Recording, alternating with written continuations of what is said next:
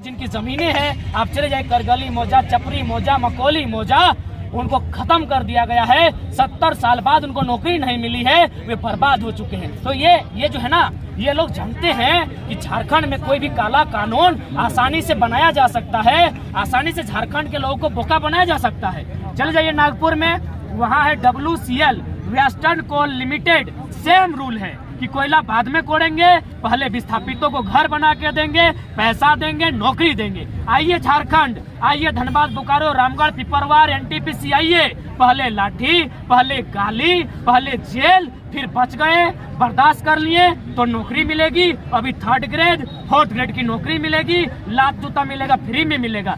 तो इसीलिए मैं कह रहा हूँ, आज जो लोग भाई भाई की बात करते हैं, उनका एक बित्ता जमीन नहीं गया है, उन्हें क्या दर्द पता चलेगा कि हमने क्या खोया है। तो साफ शब्दों में, चाहे नियोजन नीति रहे या डोमिसाइल नीति रहे, वे लोग बहुत चालू लोग हैं, चाहे राजभवन में बैठे लोग हैं या फिर ब्यूरोक्रेसी में बैठे लोग हैं, वो जानते हैं कि झारखंड के लोगों को आसानी से गुलाम बनाया जा सकता है। यहाँ नीति नियम का निर्धारण नहीं होने देना है। अगर नीति नियम का निर्धारण हो जाएगा, अगर CNT पूरी तरह प्रभावी रहेगी, तो फिर क्या होगा, यहाँ आसानी से लूट नहीं हो सकता है। और आसानी से लूट नहीं होगा तो ये झारखंड के IAS दिल्ली में 15 करोड़ का फ्लैट नहीं लेते, 1 रुपए में अपने बीबी के नाम में देवघर में रजिस्ट्री नहीं करते, मैडम पूजा सिंघल 25 करोड़ का अवैध पैसा नहीं जमा करती। यही मेरा सोना झारखंड है, जो आज वर्तमान में लूटखंड बन चुका है। इसीलिए आज जितने भी लोग पढ़े लिखे हैं, जो राज्य को चला रहे हैं, वो मैक्सिमम अन्य राज्यों के लोग हैं। मैं भी कहता हूँ अन्य राज्य के लोग आए,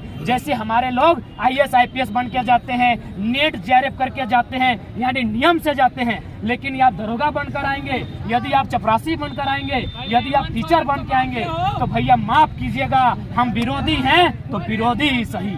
लेकिन आज का जो आंदोलन है, इसका क्या कुछ उद्देश्य रहा? आज के आंदोलन का उद्देश्य छात्र, यानी देश, आज भारत देश कहता है हम चीन का मुकाबला करेंगे, किसके दम पर? छात्र के दम पर। कहता है 65% नौजवान है।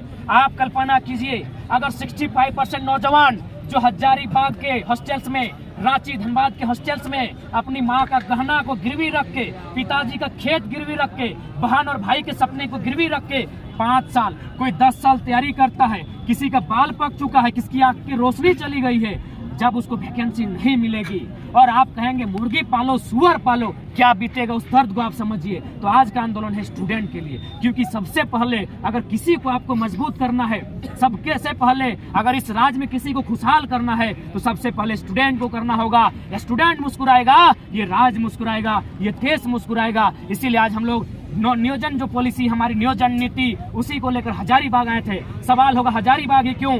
राजधानी रांची है, उप राजधानी दुमका है, हम खुले शब्द स्तर पर कहेंगे हजारीबाग हमारी शैक्षणिक राजधानी है, यानी कैपिटल ऑफ एजुकेशन। इसीलिए पढ़ने वाले छात्रों की संख्या यहाँ ज्यादा है। आज छात्रों के दर्द को अगर कोई समझेगा तो नेतृत्व हजारीबाग को करना होगा। ये पढ़ने वाले छात्र बहुत मुश्किल से अपने घर से चावल बना नहीं है कि झोला में भर गया हॉस्टल आने के लिए, आलू कोड़ाया नहीं कि झोला में भर गया, सीम गांगर झींगा सब झोला में भर गया कि बेटा पढ़ेगा, बेटा लड़ेगा, बेटा एगो छोटा सा मामूली सा नौकरी लेके आएगा। लेकिन जैसे ही आता है, आज 12 को vacancy cancel cancel cancel cancel. क्या आप उम्र को लौटा सकते हैं?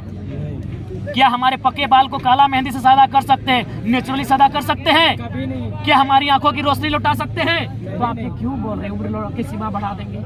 हमारी उमंग को, हमारे जोश को, उस पर जो हमला हो रहा है, इस पर कौन बात करेगा? इसलिए आज नौजवानों के पक्ष में नियोजन नीति बनानी होगी, और नहीं तो जोरदार आंदोलन होगा, एक साथ पूरे राज्य में चक्का जाम होगा। हेमंत सोरेन सत्ता में आने से पहले जिस तरीके से नौकरी किया, स्थानीयता की बात की, अभी जिस तरीके से सरकार घिरी हुई है, स्थानीयता जो है उसको राज्यपाल वापस कर देते हैं, नियोजन नीति हाईकोर्ट से रद्द हो जाती है। क्या लगता है कहाँ खामियां है? सरकार में खामियां है, अधिकारी में खामियां है, या नीतियां में खामियां है, सोच में खामियां है? देखिए, सोच में खामियां।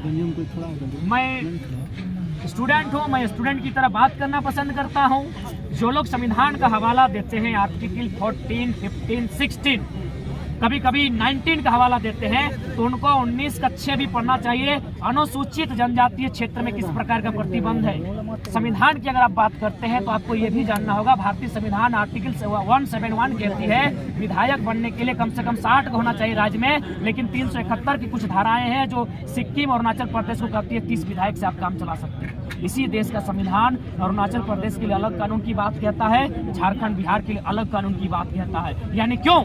जैसा देश वैसा भेष, यानी जैसा राज्य वैसा नीति। तो फिर झारखंड के राज्य के लोग अगर अपने पिछड़ेपन का हवाला देते हुए अपनी आर्थिक उन्नति, अपने जो आज 22 सालों से जो हम लोग रसातल में हैं, अगर अपने पक्ष में नीति मांग रहे हैं तो कोई गलत नहीं है। दूसरी बात, ये हम नहीं, इस देश के CJI chief justice of India M Hidayatullah, उन्होंने तर्क दिया था कि राज्य अगर चाहे तो आर्टिकल 309 का हवाला लेते हुए, आर्टिकल 16(4) का हवाला लेते हुए अपने राज्यवासियों के लिए नियोजन में विशेष प्रावधान कर सकती है, और यह उसका अधिकार है, राज्य शक्ति के अंतर्गत आता है। हेमंत सोरेन तो ये बोका बोल रहे हैं कि उनको बोका समझा हम लोग आदिवासियों को, ये बोका किसको बोल रहे हैं? देखिए, पहला बात मुझे लगता है माननीय हेमंत सोरेन सेंटीमेंट का खेल खेल रहे हैं। माननीय मुख्यमंत्री, सबसे पहला बात अपने गिरबान में खुद देखिए, जो भी उनके इर्द गिर्द शागिर्द बैठे लोग हैं, उनका आंदोलन से ना वास्ता है, न इस राज्य की मिट्टी से वास्ता है। चलिए उतनी छोड़िए, विनोद बाबू को तो बुला ही दिए, कम से कम गुरुजी को याद कीजिए और पूछिए गुरुजी जिंदा है। जो लोग उनके इर्द गिर्द शागिर्द बन के बैठे हैं, किसने आंदोलन किया है?